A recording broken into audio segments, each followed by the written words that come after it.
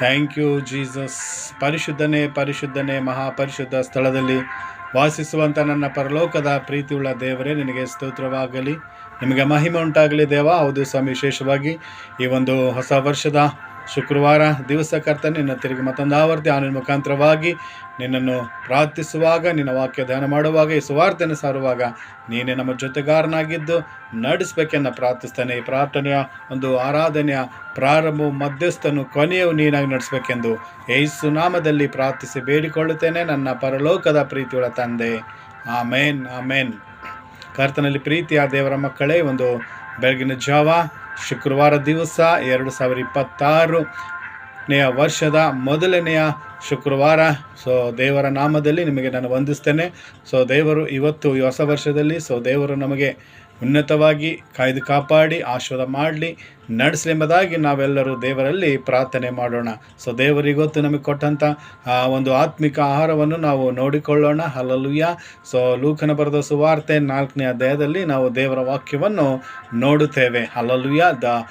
Book of luke chapter 4, ಲೂಕನ ಬರೆದ ಸುವಾರ್ತೆ 4ನೇ ಅಧ್ಯಾಯದಲ್ಲಿ ದೇವರ ವಾಕ್ಯ ಹೇಳುತ್ತದೆ, ನಿನ್ನ ದೇವರಾದ ಯೆಹೋವನನ್ನು ನೀನು ಪರೀಕ್ಷಿಸಬಾರದು, ನಿನ್ನ ದೇವರಾದ ಕರ್ತನನ್ನು ನೀನು ಪರೀಕ್ಷೆ ಮಾಡಬಾರದು ಎಂಬುದಾಗಿ ಬರೆದಿದೆ ಎಂಬುದಾಗಿ ಹೇಳಲ್ಪಡಿದೆ ಎಂಬುದಾಗಿ. ಹಲ್ಲೆಲೂಯಾ. ಹೌದು ಕರ್ತನ ಪ್ರೀತಿಯ ದೇವರ ಮಕ್ಕಳೇ, ಇಲ್ಲಿ ದೇವರ ವಾಕ್ಯ ಹೇಳುತ್ತದೆ, ದೇವರ ವಾಕ್ಯ ನಮಗೆ ಬೋಧಿಸುತ್ತದೆ ಏನಂತಂದರೆ ನಾವು ದೇವರಿಗೆ ಪರೀಕ್ಷೆ ಮಾಡಬಾರದು ಎಂಬುದಾಗಿ. ಇಲ್ಲಿ ಸೈತಾನನು ಏನು ಮಾಡ್ತಾನೆ, ದೇವರಿಗೆ ಅನೇಕ ರೀತಿಯಲ್ಲಿ ಪರೀಕ್ಷೆ ಮಾಡುವಂಥದ್ದು ನಾವು ಲೂಕನ ಬರೆದ ಸುವಾರ್ತೆಯಲ್ಲಿ ನೋಡ್ತೇವೆ. ದೇವರು ಯೇಸು ಕ್ರಿಸ್ತನ ದೀಕ್ಷಾ ಸ್ನಾನ ಮಾಡಿಸಿಕೊಂಡು ಆತನ 40 ದಿವಸ ಹಗಲಿರುಳು ಆತನು ಉಪವಾಸ ಮಾಡಿದ್ದಾಗ ಆತನಿಗೆ 40 ದಿನ ಆದಮೇಲೆ ಆತನಿಗೆ ಏನಾಯಿತು, ಹಸಿವೆ ಆದಾಗ ಆ ಆತ್ಮನು ಏನು ಮಾಡ್ತಾನೆ, ದೇವರ ಆತ್ಮನು ಯೇಸುವಿಗೆ ಶೋಧಿಸುವ ಸಲುವಾಗಿ ಅಡವಿಗೆ ಹೋದಾಗ ಅಲ್ಲಿ ಸೈತಾನ್ ಏನು ಮಾಡ್ತಾನೆ, ದೇವರಿಗೆ ಶೋಧಿಸ್ತಾನೆ. ಅಲ್ಲಿ ಹಸಿವೆ ಆದಾಗ ನೀನು ದೇವರ ಮಗನಾದರೆ ಏನು ಮಾಡು, ನೀನು ಕಲ್ಲಿಗೆ ರೊಟ್ಟಿ ಮಾಡು ತಿನ್ನೋ ಎಂಬುದಾಗಿ ಆ ಸೈತಾನನಿಗೆ ದೇವರಿಗೆ ಹೇಳುವಂಥದ್ದು ನಾವು ನೋಡ್ತೇವೆ ರೀ. ಇಲ್ಲಿ 3 ಥರವಾಗಿ ಸೈತಾನ ಏನು ಮಾಡ್ತಾನೆ, ದೇವರಿಗೆ ಪರೀಕ್ಷೆ ಮಾಡ್ತಾನೆ. ಹಲ್ಲೆಲೂಯಾ. ಇಲ್ಲಿ ದೇವರು ಹೇಳ್ತಾ ಇದ್ದಾರೆ ಸೈತಾನನಿಗೆ, ನಿನ್ನ ದೇವರಾದ ಕರ್ತನಿಗೆ ಪರೀಕ್ಷೆ ಮಾಡಬಾರ್ದು ಎಂಬುದಾಗಿ ಬರೆದಿದೆ ಎಂಬುದಾಗಿ ದೇವರ ವಾಕ್ಯದಲ್ಲಿ ಹೇಳಿ ಅದಕ್ಕೆ ಗದರಿಸ್ತಾರೆ. ಅಂದರೆ ಸೈತಾನ ಏನು ಮಾಡ್ತಾನೆ, ಇಲ್ಲಿ 3 ರೀತಿಯಾಗಿ ಯೇಸು ಕ್ರಿಸ್ತನಿಗೆ ಶೋಧಿಸ್ತಾನೆ. ಮೊದಲನೇದಾಗಿ ಆತನು ಒಂದು ಹಸಿವೆ ಆಗಿದಾಗ ನೀ ದೇವರ ಮಗ ಇದೆಯಲ್ಲ, ನೀ ದೇವರ ಮಗ ಇದ್ದರೆ ಕಲ್ಲಿಗೆ ರೊಟ್ಟಿ ಮಾಡ್ತೀನೋ, ನೀ ಯಾಕೆ ಹಸಿವೆದಿದ್ದೀಯಾ ಅಂಥೇಳಿ ಸೈತಾನ ಏನು ಮಾಡ್ತಾನೆ, ದೇವರಿಗೆ ಪರೀಕ್ಷೆ ಮಾಡ್ತಾನೆ ರೀ. ಹಲ್ಲೆಲೂಯಾ. ಆಗ ಇದು ಮೊದಲನೇ ಪರೀಕ್ಷೆ ಮಾಡ್ತಾನೆ. ಅಂದ್ರೆ ಅಲ್ಲಿ ದೇವರು ಯೇಸು ಕ್ರಿಸ್ತನು ಆತನ ಐಡೆಂಟಿಫೈ ಕಳೆದುಕೊಳ್ಬೇಕು, ದೇವರ ಚಿತ್ತ ನೆರವೇರಿಸಬಾರ್ದು ಎಂಬುದಾಗಿ ಸೈತಾನ ಏನು ಮಾಡ್ತಾನೆ, ಅಲ್ಲಿ ಆತನಿಗೆ ಪರೀಕ್ಷೆ ಮಾಡಿದಾಗ ದೇವರಲ್ಲಿ ಏನು ಮಾಡ್ತಾನೆ, ದೇವರು ಆ ಒಂದು ಸೈತಾನಿಗೆ ಗದರಿಸ್ತಾನೆ. ಮನುಷ್ಯ ಬರೀ ರೊಟ್ಟಿ ತಿನ್ನುವುದಿಲ್ಲ, ಬದುಕೋದಿಲ್ಲ, ದೇವ್ರ ವಾಕ್ಯದಿಂದಲೂ ಕೂಡ ಬದುಕ್ತಾನೆ ಎಂಬುದಾಗಿ ಹೇಳಿ ಗದರಿಸಿ ಅದಕ್ಕೆ ಓಡಿಸ್ಬಿಡ್ತಾರೆ. ಮತ್ತೆ ತಿರುಗಿ ಸೈತಾನ ಏನು ಮಾಡ್ತಾನೆ, 2ನೇ ಸಲ ಒಯ್ದು ದೇವರಿಗೆ ಮತ್ತೆ ಪರೀಕ್ಷೆ ಮಾಡ್ತಾನೆ. ಏನಂತ, ನೀನು ದೇವರ ಮಗನಾದರೆ ಇವತ್ತು ಈ ಲೋಕ ನನಗೆ ಕೊಡಲ್ಪಟ್ಟಿದೆ, ಇದರ ಅವೈಭವ, ಆಸ್ತಿ, ಅಂತಸ್ತು ಎಲ್ಲ ನನಗೆ ಕೊಡಲ್ಪಟ್ಟಿದೆ, ನೀನು ನನಗೆ ಸಾಷ್ಟಾಂಗ ನಮಸ್ಕಾರ ಮಾಡು, ನಾನು ನಿನಗೆ ಇವೆಲ್ಲ ಕೊಡ್ತೀನಿ ಅಂಥೇಳಿ ಅಲ್ಲಿ ಏನು ಮಾಡುತ್ತೆ, ಪರೀಕ್ಷೆ ಮಾಡುತ್ತೆ. ಆಗ ದೇವ್ರು ಹೇಳ್ತಾರೆ, ನಿನ್ನ ಸೃಷ್ಟಿಕರ್ತನನ್ನು ಮಾತ್ರ ನೀನು ಸಾಷ್ಟಾಂಗ ನಮಸ್ಕಾರ ಮಾಡಬೇಕು, ದೇವರಿಗೆ ಮಾತ್ರ ಅಡ್ಡ ಬೀಳಬೇಕೆಂದು ಬರೆದಿದೆಯಲ್ಲ ಅಂಥೇಳಿ ಅಲ್ಲಿ ಗದರಿಸ್ತಾರೆ 2ನೇ ಸಲ. ಹಲ್ಲೆಲೂಯಾ. 3ನೇ ಸಲ ಏನು ಮಾಡ್ತಾನೆ, ಸೈತಾನನು ದೇವರಿಗೆ ಯೇಸು ಕ್ರಿಸ್ತನಿಗೆ ಒಂದು ದೊಡ್ಡ ಶಿಖರದ ಮೇಲೆ ನಿಲ್ಲಿಸಿ, ನೀನು ಕೆಳಗೆ ಧುಮುಕು, ನಿನ್ನ ಕಾಲು ಕಲ್ಲಿಗೆ ದಕ್ಕಲದಂತೆ ದೇವರು ನಿನ್ನ ದೇವರು ತನ್ನ ದೂತರಿಗೆ ಅಪ್ಪಣೆ ಕೊಡುವರು ಎಂಬುದಾಗಿ ಅಲ್ಲಿ ಪರೀಕ್ಷೆ ಮಾಡುತ್ತೆ. ಆಗ ದೇವರು ಹೇಳ್ತಾರೆ, ನಿನ್ನ ದೇವರಾದ ಕರ್ತನನ್ನು ಪರೀಕ್ಷೆ ಮಾಡಬಾರದು ಎಂಬುದಾಗಿ ಗದರಿಸಿದರು ಎಂಬುದಾಗಿ ನೋಡ್ತೇವೆ ರೀ. ಹಲ್ಲೆಲೂಯಾ. ಇಲ್ಲಿ ಕರ್ತನಲ್ಲಿ ಪ್ರೀತಿಯ ದೇವರ ಮಕ್ಕಳೇ, ಸೈತಾನ್ ಏನು ಮಾಡಿದನು, ದೇವರಿಗೆ ಪಾಪದಲ್ಲಿ ತಾನು ಆ ದೇವರ ಚಿತ್ತ ನೆರವೇರಿಸಬಾರ್ದು, ಅನೇಕ ಜನರಿಗೆ ಪಾಪದಿಂದ ಬಿಡುಗಡೆ ಮಾಡಬಾರ್ದು, ಅನೇಕರಿಗೋಸ್ಕರ ಪ್ರಾಣ ಕೊಡಬಾರ್ದು, ಆತನು ಸತ್ತಿ ಜೀವಿತವಾಗಿ ಲೋಕದಿಂದ ಆತನ ಪರಲೋಕಕ್ಕೆ ಹೋಗಿ ಅನೇಕ ಜನರು ರಕ್ಷಿಸಬಾರ್ದು ಎಂಬುದಾಗಿ ಹೇಳಿ ದೇವರಿಗೆ ಏನು ಮಾಡ್ತಾನೆ, ಅದನ್ನು ಪರೀಕ್ಷೆ ಮಾಡಿ ದೇವರ ಒಂದು ಆ ಕಾರ್ಯ ಭಂಗಪಡಿಸ್ಬೇಕಂತ ಪ್ರಯತ್ನ ಮಾಡ್ತಾನೆ. ಮೊದಲನೇ ಪರೀಕ್ಷೆ ಮಾಡಿದನು ದೇವರಿಗೆ ಹಸಿವೆ ಆದಾಗ. ಹಸಿವೆ ಆದಾಗ ದೇವರಿಗೆ ಏನು ಮಾಡಿದ್ನಿ, ಮನುಷ್ಯ ನೀನು ರೊಟ್ಟಿ ಮಾಡಿ ಈ ಕಲ್ಲಿಗೆ ಏನು ಮಾಡಿ ನೀನು ರೊಟ್ಟಿ ಮಾಡ್ತೀನೋ, ನೀ ದೇವರ ಮಗ ಇದ್ದಲ್ಲ, ದೇವ್ರ ಮಗ ಆದಮೇಲೆ ನೀವು ರೊಟ್ಟಿಗೆ ಕಲ್ಲಿ ಮಾಡ್ಬೋದು, ಕಲ್ಲಿ ಮಾಡ್ಬೋದು, ಕಲ್ಲಿಗೂ ರೊಟ್ಟಿ ಮಾಡ್ಬೋದು. ಏನು ಬೇಕಾದ್ರೆ ನೀವು ಮಾಡ್ಬೋದು, ಅಂಥೇಳಿ ಅಲ್ಲಿ ಸೈತಾನ ದೇವರಿಗೆ ಏನು ಮಾಡ್ತಾನೆ, ಪರೀಕ್ಷೆ ಮಾಡ್ತಾನೆ. ಆದರೆ ದೇವರಲ್ಲಿ ಆ ಶೋಧನೆಗೆ ಆತನ ಮಾತಿಗೆ ಒಳಗಾಗಲಿಲ್ಲ. ಇವತ್ತು ನಮಗೂ ಕೂಡ ಸೈತಾನ ಏನು ಮಾಡ್ತಾನೆ, ಪರೀಕ್ಷೆ ಮಾಡ್ತಾನೆ. ಕರ್ತನಲ್ಲಿ ಪ್ರೀತಿಯ ದೇವರ ಮಕ್ಕಳು, ಇವತ್ತು ನಾವು ಒಂದು ದೇವರಲ್ಲಿ ಇದ್ದುಕೊಂಡು ಹಸುವಿಂದ ನಾವು ಪ್ರಾರ್ಥನೆ ಮಾಡಿದಾಗ, ಉಪವಾಸ ಪ್ರಾರ್ಥನೆ ಮಾಡಿದಾಗ ಸೈತಾನ ನಮಗೂ ಕೂಡ ಏನು ಮಾಡ್ತಾನೆ, ಪರೀಕ್ಷೆ ಮಾಡ್ತಾನೆ. ಯಾಕಂದ್ರೆ ನಮಗಿರುವಂಥ ಗುರುತು ಐಡೆಂಟಿಫೈ ಕಳೆದಾಗಬೇಕು. ದೇವರು ನಮಗೆ ಯಾವ ಒಂದು ಉದ್ದೇಶಕ್ಕಾಗಿ, ದೇವರು ಯಾವ ಒಂದು ಆ ಕರ್ವಿಕಾಗಿ ನಮಗೆ ಕರೆದಿದ್ದಾರೋ ಅದರಲ್ಲಿ ನಾವು ದೂರ ಹೋಗಬೇಕು. ದೇವರ ಕಾರ್ಯ ನಾವು ಮಾಡಬಾರ್ದು, ದೇವರ ವಾಕ್ಯನ ಓದಬಾರ್ದು, ದೇವರ ಪ್ರಾರ್ಥನೆ ಮಾಡಬಾರ್ದು, ಅನೇಕ ಜನರಿಗೆ ದೇವರ ಸುವಾರ್ತೆ ನಾವು ಸಾರಬಾರ್ದು ಎಂಬುದಾಗಿ ಸೈತಾನ ಏನು ಮಾಡ್ತಾನೆ ನಮಗೆ. ನೀ ದೇವರ ಮಗ ಇದ್ರ ನೀ ಏನು ಮಾಡು, ಹಿಂಗೆ ಮಾಡು, ನೀ ದೇವರ ಮಗ ಇದ್ದಲ್ಲ ಅಂಥೇಳಿ ಏನು ಮಾಡ್ತಾನೆ. ದೇವ್ರು ನೀ ಏನೇ ಮಾಡಿದ್ರೆ ನಿನಗೆ ಏನು ಮಾಡಲ್ಲ, ನಿನಗೆ ನೀ ಎಂತ ಪಾಪ ಮಾಡಿದ್ರೆ, ನೀ ತಪ್ಪು ಮಾಡಿದ್ರೆ ನಿನಗೆ ಏನು ಮಾಡಲ್ಲ, ನೀ ದೇವ್ರ ಮಗ ಇದ್ದಲ್ಲ ಅಂಥೇಳಿ ಅನೇಕ ರೀತಿ ಪರೀಕ್ಷೆ ಮಾಡ್ತಾನೆ. ಆ ಪರೀಕ್ಷೆ ಮಾಡಿದಾಗ ಕೂಡ ನಾವು ಅಲ್ಲಿ ಸೈತಾನಿಗೆ ಗದರಿಸ್ಬೇಕ್ರಿ. ಯಾಕಂದ್ರೆ ಆತನ ಕೆಲಸನೇ ಏನೋ ದೇವರಿಂದ ನಮಗೆ ದೂರ ಮಾಡಬೇಕೆಂಬಂಥದ್ದೇ ಅವನ ಕೆಲಸ ಆಗಿದೆ. ದೇವರು ಏನು ಹೇಳಿದರು, ಅಲ್ಲಿ ವಾಕ್ಯದಲ್ಲಿ ಬರೆದಿದೆ ಅಂತ ಹೇಳಿ ಗದರಿಸಿ ಅವನಿಗೆ ಓಡಿಸ್ಬಿಟ್ಟಿದ್ರು. ಮನುಷ್ಯನು ರೊಟ್ಟಿ ತಿಂದ ಮಾತ್ರದಿಂದ ಅಲ್ಲ, ದೇವರ ಬಾಯಿಂದ ಹೊರಡೋ ಮಾತಿನಿಂದ ಬದುಕ್ತಾನೆ ಎಂಬುದಾಗಿ ಬರೆದಿದೆ ಎಂಬುದಾಗಿ ದೇವರು ವಾಕ್ಯ ಹೇಳ್ತದಲ್ಲಿ. ಕರ್ತನಲ್ಲಿ ಪ್ರೀತಿಯ ದೇವರ ಮಕ್ಕಳು, ಇವತ್ತು ನಾವು ಕೂಡ ಏನು ಮಾಡಬೇಕು, ಸೈತಾನನಿಗೆ ದೇವರ ವಾಕ್ಯವನ್ನು ನೆನಪು ಮಾಡಿ ಅವನಿಗೆ ಗದರಿಸಬೇಕು. ಅವನಿಗೆ ದೇವರ ವಾಕ್ಯ ನೆನಪು ಮಾಡಿಕೊಡಬೇಕು. ಅಲ್ಲಿ ದೇವರ ವಾಕ್ಯ ಹೇಳಿ ಆತನಿಗೆ ಗದರಿಸಿದ ಅವನು ಬಿಟ್ಟು ಹೋದನು. ನೋಡಿ, ಇಲ್ಲಿ ಸೈತಾನಿಗೆ ಕೂಡ ಗೊತ್ತಿದೆ ಏನಂತ, ದೇವರ ವಾಕ್ಯದಲ್ಲಿ ಏನು ಬರೆದಿದೆ ಎಂಬುದಾಗಿ ಸೈತಾನಿಗೂ ಕೂಡ ಗೊತ್ತಿದೆ, ಲೂಸಿಫರ್ನಿಗೂ ಕೂಡ ಗೊತ್ತಿದೆ. ಅಂದರೆ ಅವನು ದೇವರ ವಾಕ್ಯ ಗೊತ್ತು, ಆತನು ದೇವರ ವಾಕ್ಯ ಓದ್ತಾನೆ ಎಂಬುದಾಗಿ ಈ ಒಂದು ವಿಷಯದಲ್ಲಿ ನೋಡ್ತೇವೆ ರೀ. ಅದಕ್ಕೆ ಕರ್ತಲ್ಲಿ ಪ್ರೀತಿಯ ದೇವರ ಮಕ್ಕಳಿಗೆ ಗೊತ್ತು, ಸೈತಾನ ನಿಮಗೆ ಪರೀಕ್ಷೆ ಮಾಡುವಾಗ ನೀವೇನು ಮಾಡಬೇಕು, ಆತನಿಗೆ ದೇವರ ವಾಕ್ಯವನ್ನು ಹೇಳಿ ಗದರಿಸಬೇಕು. ನೋಡು, ದೇವರ ವಾಕ್ಯದ ಈ ರೀತಿ ಬರೆದಿದೆ, ದೇವರ ವಾಕ್ಯದಲ್ಲಿ ಹೀಗೆ ಬರೆದಿದೆ ಅಂಥೇಳಿ ನಾವು ಆ ದೇವರ ಪುಸ್ತಕ, ಬೈಬಲ್ ಇರೋ ಪುಸ್ತಕ, ಅಧ್ಯಾಯ ವಚನ ನಾವು ಎತ್ತಿ ಅದು ನಮ್ಮ ಬಾಯಿಂದ ಉಚ್ಚಾರ ಮಾಡಿ ಸೈತಾನಿಗೆ ಹೇಳಬೇಕು. ಯಾವ ರೀತಿ ಯೇಸು ಸ್ವಾಮಿ ಆತನಿಗೆ ಹೇಳಿದರು, ನೀ ರೊಟ್ಟಿಗೆ ಈ ಒಂದು ಕಲ್ಲಿಗೆ ರೊಟ್ಟಿ ಮಾಡಿ ತಿನ್ನು ಅಂತ ಹೇಳಿ ಯೇಸು ಸ್ವಾಮಿಗೆ ಹೇಳಿತ್ತಲ್ಲ ಸೈತಾನು.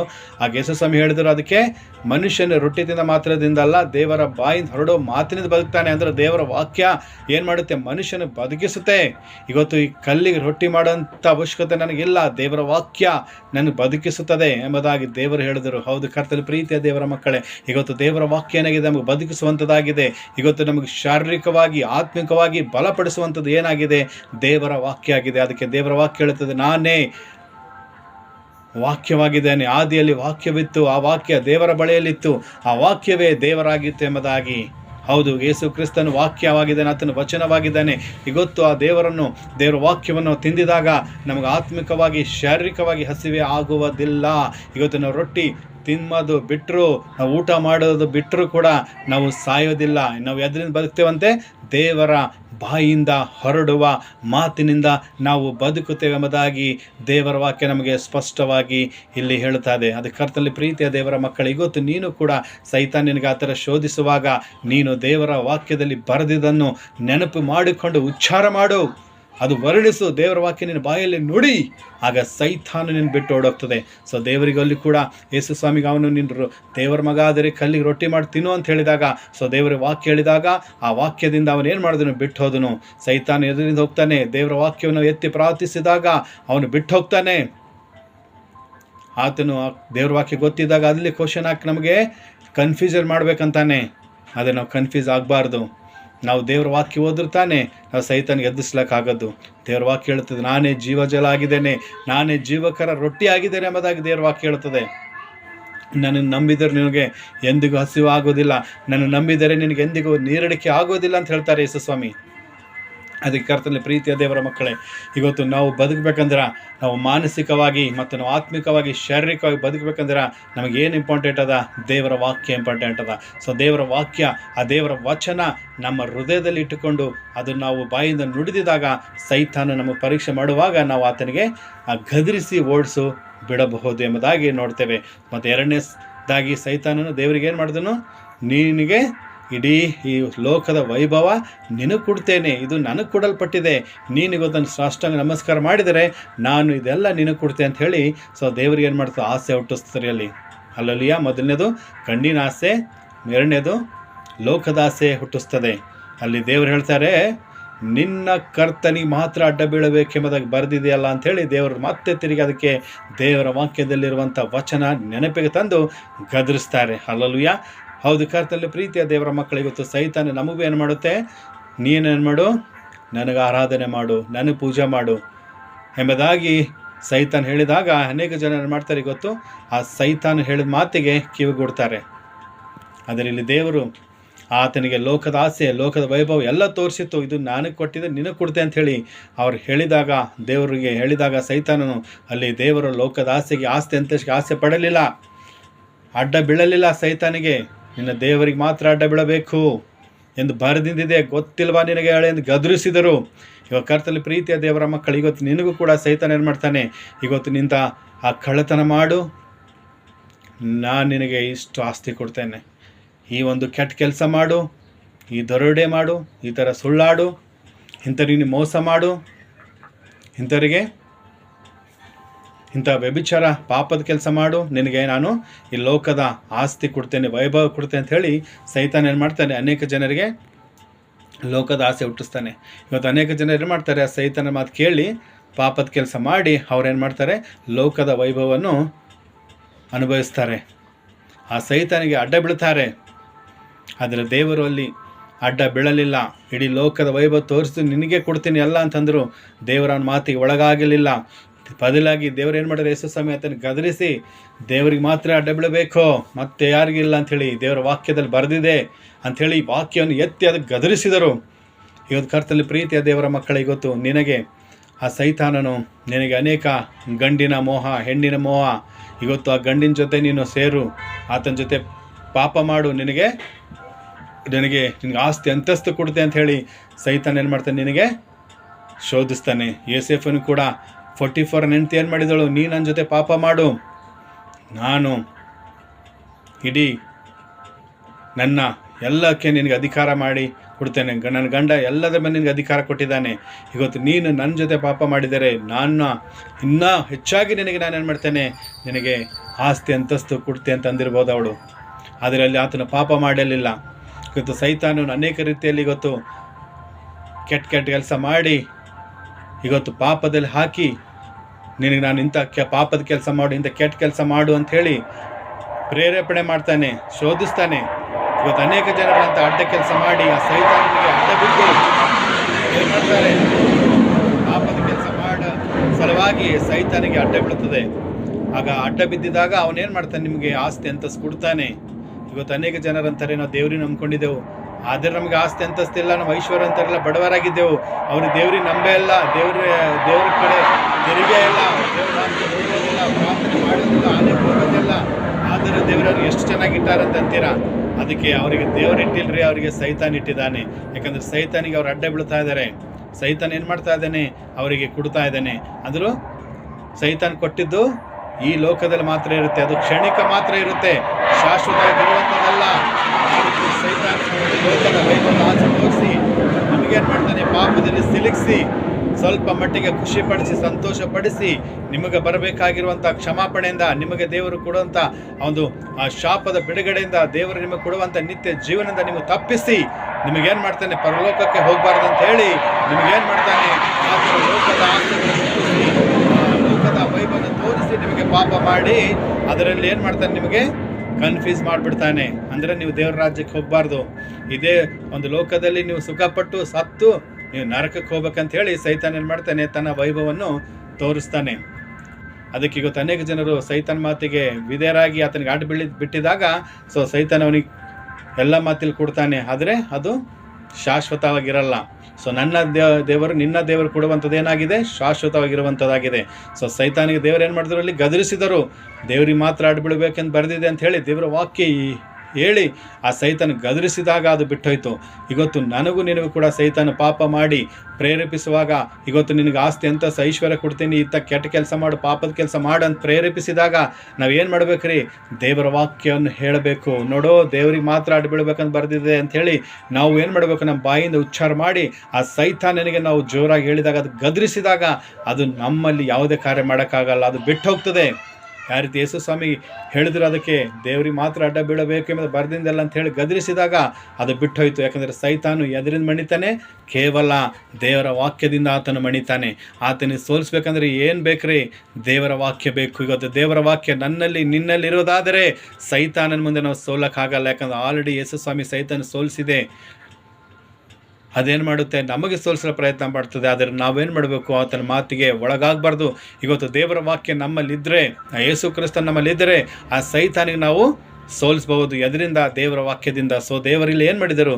ದೇವರ ವಾಕ್ಯವನ್ನು ಎತ್ತಿ ಆತನಿಗೆ ಗದರಿಸಿ ಓಡಿಸಿಬಿಟ್ಟಿದೆ ಎಂಬುದಾಗಿ ನೋಡ್ತೇವೆ. ಮೂರನೇದಾಗಿ ದೇವರು ಆ ದೊಡ್ಡ ಶಿಖರದಲ್ಲಿ ಸೈತಾನ ತಂದು, ಸೈತಾನು ದೇವರಿಗೆ ಏನು ಹೇಳ್ತದೆ? ನೀನು ಕೆಳಕ್ಕೆ ಧುಮುಕು,